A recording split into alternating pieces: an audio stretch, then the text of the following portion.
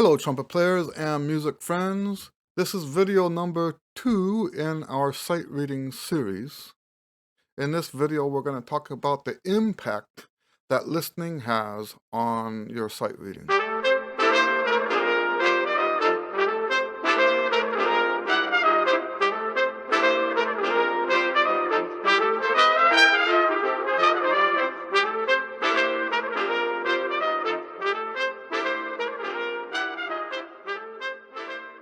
Yes, we already talked about listening a little bit in the previous video in the introduction because of my story.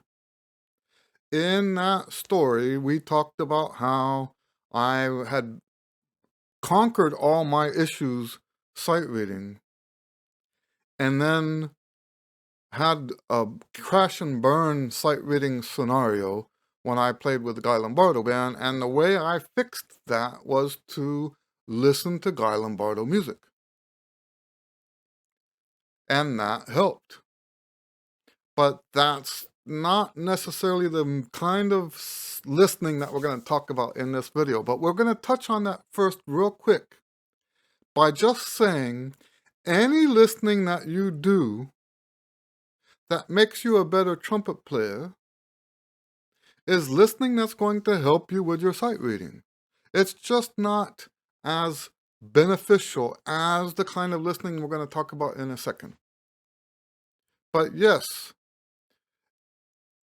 anything that you do that makes you a better trumpet player is going to enhance your sight reading. That only makes sense. So when you do all of the listening stuff that we talked about in the listening series, there's an 8-video listening series that you can access here on this channel. Anything you do in that context is going to help your sight reading. It's just not going to happen, it's just not going to help as directly as it does this new thing that I want to share with you. And I mean new. A lot of people do not know about this. So let's talk, before we talk about this new thing, let me tell you how I got there. We shared with you in the previous video that I have always had a reading disability. Something about the way my mind is wired, things did not flow right when it took me forever to learn how to just read through a book. As a child, I always had this difficulty. Part of the story that I rarely tell people about is the final thing that I did, the final tool that I used to finally destroy and conquer, I guess conquer is the better word, finally conquer my reading disability problem. And believe it or not, it was watching TV. Now, before we go into this, I'm not a big fan of TV watching. If you were to add all of my hours in my lifetime of TV watching, it would probably be a small fraction of what most Americans watch TV. I watch very little TV. I used to call it the dead set. And the reason I called it that was because I actually believe that the TV can kill your brain. Basically, and if it's going to kill your brain, it'll kill you. So I'm not a big fan of watching TV. However, because of my hearing loss, I have a lot of difficulty hearing what they're saying on TV. So if I am going to watch something like a documentary or, well, I'm not going to go into what we watch, but if I am going to watch something, I almost always have the closed caption on. Now, I can tell you, I started putting closed caption on in the early 90s. I can tell you when I first put it on, I couldn't read fast enough to stay up with the narrative. That's how bad my reading disability was. I could not read fast enough to follow a movie plot or never really watched, what do you call it? That shows you how much I don't watch it. You know, those series that they call them, sitcom. I never watched sitcoms. The only thing I ever watched like that was MASH, and not much of that, right? So, but if I wanted to follow the storyline of a show, I could not read fast enough to keep up. Within a year, that went away. Within a year, for practical purposes, within a year, my reading disorder was gone.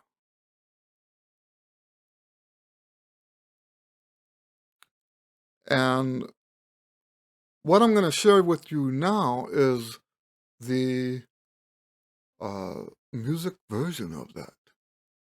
I truly believe that my reading disabilities were cured by putting closed caption on the TV set. And maybe cured is the wrong, because my dyslexia is still there, right? The dyslexia is still there. I still flip stuff. And it's funny because I'll be watching a program today and I'll flip the words and I'll have a little chuckle to myself. Sometimes I'll tell my wife, I'll say to her, you know what I just read? Because sometimes when you flip the words, something funny comes out. So I still have the dyslexia, but my mind has found a way to deal with it, to cope with it. And I don't think that would have happened if I hadn't done something that was happening in real time. You see what I'm saying here? I don't think that would have happened if, in order to follow the program, I had to keep up. Without that, I don't think my cure would have happened. Now, how do we apply that to music? I believe what you should do is spend time listening and looking to music. And I'm very clear about this. My students know this. When you listen, you do not try to finger the music. You do not try to mentally play the music. You don't do that. And the reason you don't do that is because we don't want to insert into the process stuff that we think we already know. What we want is to create a mental connection between what the music looks like and what it sounds like. We want to see and hear so that the connection between those two things becomes a mental, psychological, hard connection. We're basically trying to rewire our brain so that when we see that, we hear this. And this works. I promise you, this works. I know probably nobody's probably ever said this to you before. If they have told you to study scores in the context of sight reading, they probably told you to try to mentally play it or to play along. I've never heard anyone in my life talk about this. The most important thing here is to not try to mentally play the music. You want to see and hear. Now, the most beneficial of that kind of listening is when you have something physical to study. Now, I have, in college, we talk about studying scores. Now I have a whole shelf of these scores books. I've got all of the Mahler symphonies. I have a bunch of Baroque music, some Wagner, Haydn. This is a great romantic violin concertos, which has Beethoven, Mendelssohn, and Tchaikovsky violin concertos. And this is where studying the score first came into my life. I was told to study scores as part of my college. I never stopped studying scores. In fact, that book, the reason it's out, is because 2 months ago I was studying. I sat down and I read through while listening to all three of those once again. I'm looking at, because I'm doing some orchestration projects now, and I wanted to get a feel for it again before I started orchestrating. Now, that's not necessarily the kind of studying we want to do. Yes, that's going to help your sight reading a little bit. Let me show you some materials I have here that we can do that practice where you just sit on your hands and don't try to finger, don't try to mentally play. Like I said, it's most beneficial if you do this with physical stuff. The problem is most of us don't have enough physical stuff to do this with. So I'm going to show you some things. The first three books are lead trumpet books. The first one is the Gordon Goodwin's Big Phat Band lead trumpet series. And it's got the first trumpet part to some of these popular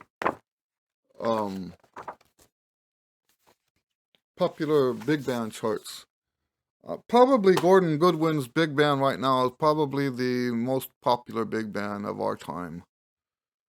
Here's another similar book. Now, I have these books not for this sight reading purpose or sight listening. Let's call it sight listening. I actually have these books because every once in a while I get a lead trumpet player student. And I don't think you can teach properly lead trumpet playing without lead trumpet parts. So I do have these. I am a lead trumpet player, but I don't consider myself, how do you say that? 95% of the money I've made in music has been playing lead. So it's not that I can't play lead. Of course I can play lead. I play lead well enough to make my living at it. It's just I don't see myself as a lead player. And you know what I think the difference is I don't practice lead. That's probably the biggest difference. You will never hear me in my practice time practicing lead trumpet parts. But it's for what we're talking about, it's a wonderful thing to put these charts on and just follow along. All you have to do is put it on and follow. Here's another one. This is the Basie-Nestico book. Okay? You put the recording on and you just follow the part with your eyes. You do not try to play it. Not mentally, not physically. You don't even try to finger. Don't try to tongue. Don't try to sing it in your head. Don't do any of that stuff. Just follow along. We're trying to create a connection between the way it looks and the way it sounds. If you try to sing, finger, hum, any type of performance of the music that you're looking at, you will insert stuff that is not correct. And it's important not to do that. That's the most important point I'm making in this video. This listening is about simply making that connection between the way it looks and the way it sounds. There are also a lot of transcription books. This is a Freddie Hubbard transcription book. I kind of like this one because it's got the heads in it. A lot of transcription books do not have the heads. Here's another well, this one only has transcriptions in the back. The Art of Art Farmer. Anything you have like the Sonny Stitt is a sax player. Now, I've got literally dozens of these. I'm just giving you an example. Tom Harrell. Each one of these, you can open it up and follow the music as you listen. Now, I also have these play-along. And the nice thing about the play-along ones is that they have, this is music -1, they have demo recordings of famous people. This one's got Gerard Schwarz. There's another one that has Armando Ghitalla. And we'll talk about Armando Ghitalla too at the end of this. So you can listen to the demo recording as you follow the music. Doing exactly what I'm talking about. Do not try to sing, do not try to play, do not try to finger. Do not try to hum. Just experience it. Look and hear. Nothing else. You're pulling in, you're not putting out. When you put out, you ruin the whole process. So I have a bunch of these play-along ones. These are all valuable, and I'm showing you these. This is just a sampling of what I have. I'm showing you these because I do believe that having a physical part in your hand is the most beneficial way to do this. Let me say that one more time. Having a physical part in your hand is the most beneficial way to do this exercise. The problem is, it gets expensive.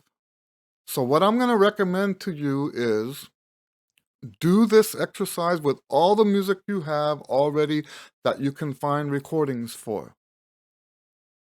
If you have solo music, get the solo, find it online, and follow the solo. We want to do each one of these 5 to 10 times.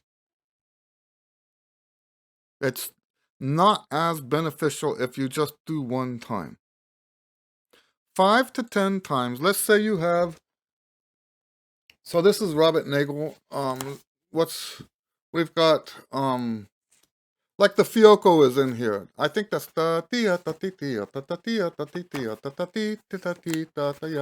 right?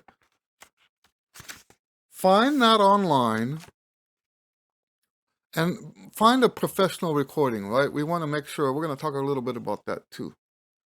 Find it online. Oh wait, with this you don't have to do that. Oh, well, but we're talking about your solo. If you have a solo, find a recording of the solo, a reliable, high-quality recording, follow it 5 to 10 times. Do not try to finger it. Do not try to sing it. Do not try to hum it. Do not try to mentally perform it. Just bask in the sound while you're looking at the music. That way you create that mental connection.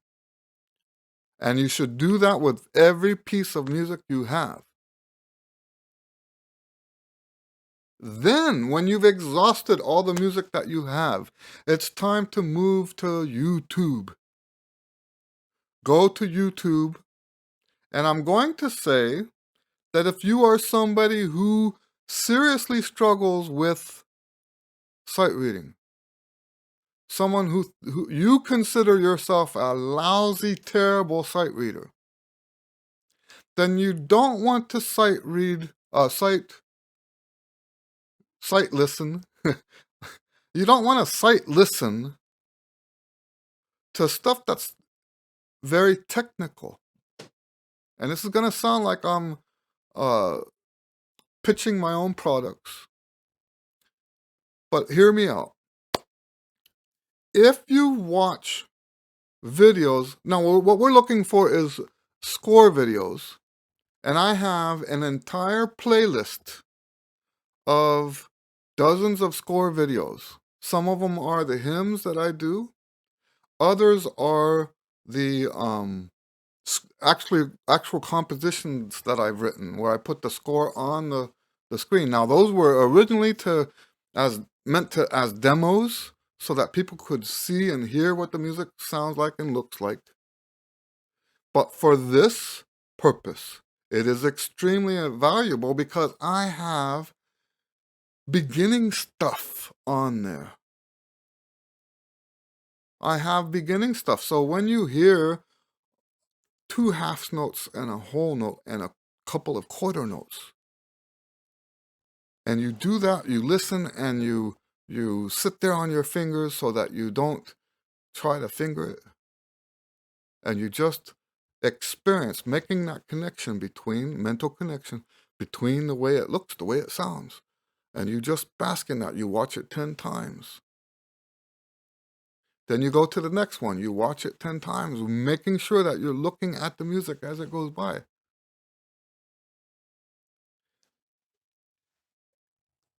You're going to start creating a connection between. So, part of this is the rhythms, right? We have trouble with rhythms. Well, when you do this, you start to make a connection between the way that rhythm looks and the way it sounds. Same thing with intervals. Same thing with melodic shape. Same thing with phrasing. You start to internalize this stuff. And so that doesn't mean you shouldn't go to other people's. It's just that if you go, let's say you want to watch a Tomasi concerto video, that's not going to be as beneficial for you if you are struggling with sight reading. It is beneficial, just not as beneficial. So I'm not saying thou shalt not do it. I'm saying that the most benefit that you're going to get right now is to do this exercise, this sight listening. I just created that term right here in this video. Doing that sight listening exercise where you don't try to perform it mentally, doing that on easier music is going to be more beneficial for you because you can make more of a connection. You will make those connections faster because the music is easier to digest. And that's the only reason. You guys have been watching enough of my videos to know I don't pitch my stuff just for no reason at all. I don't make these videos to pitch my stuff. You guys know that. So the only reason, and what do I get out of it anyway, right? A fraction of a penny every time you watch my video. So this is not so I can make some money. This is a genuine offer to you. When you go to my playlist that has the score videos, you will see, now there are some extremely difficult ones on there, but there's also hymns, there's also some of my beginner stuff. So the easier the music is that you're watching on the screen, the more beneficial it is if you're one of those people that really struggles with sight reading. So let's recap real quick what you're supposed to do with those videos. Let's say you go to my score video series. You're going to sit there and you are not going to try to perform it. You're just going to follow the part. You can follow, by the way, if it's a quartet, all 4 parts are on there.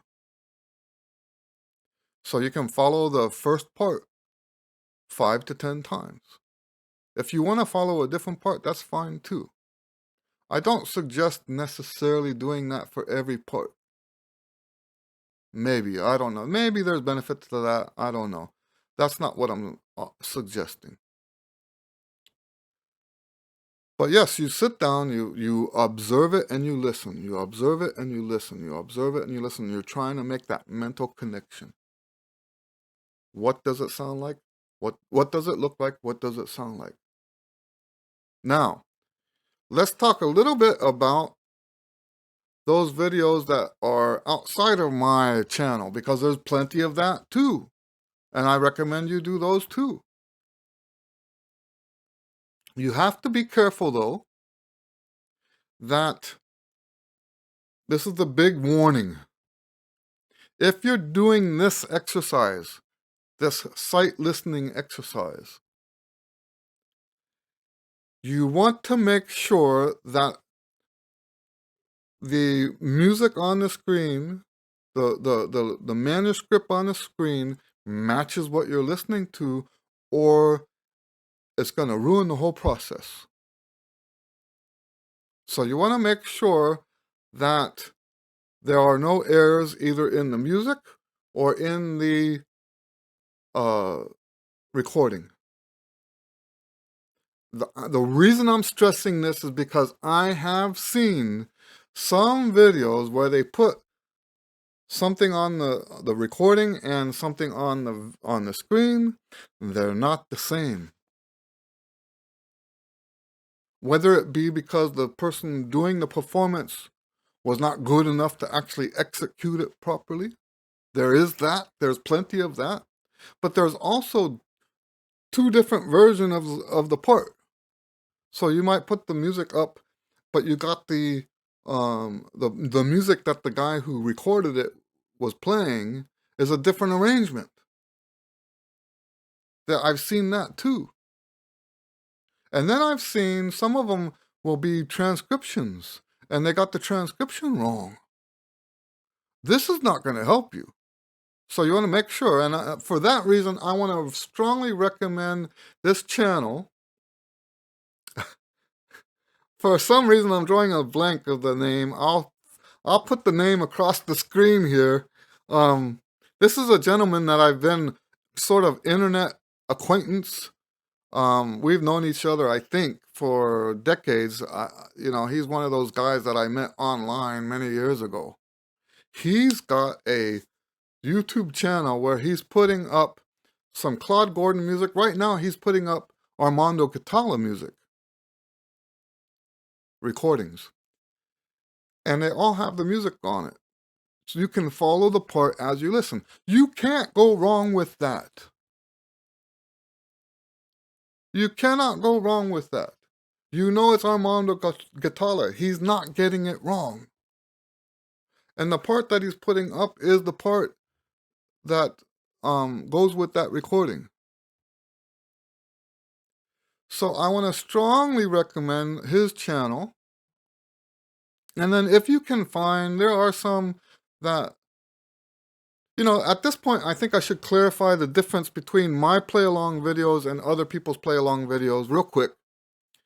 My play-along videos are music -1 style. When let's say it's a trumpet quartet. My play-along series is called You Play First Chair. And that series has the first trumpet part removed from the recording. So the part that you see on the screen is not going to be there on the recording. You're supposed to play that part. If you don't play that part is missing. So that's not how most people do the play-along stuff. Most people do the play-along with the actual trumpet part being present. So if you look online for other play-along videos besides mine, you can do this sight listening exercise where you don't try to mentally perform the music. You can use those videos in that way. Like I said, please be certain that it's a reliable source, because I've seen some of those too where it was not correct. So just be careful. But yes, I do recommend that. Now, we will use the play-alongs as play-alongs later, and in that context, I will recommend that you use my play-along videos. But that's for another video in this series. We will talk about play-alongs in this series, just not in this video.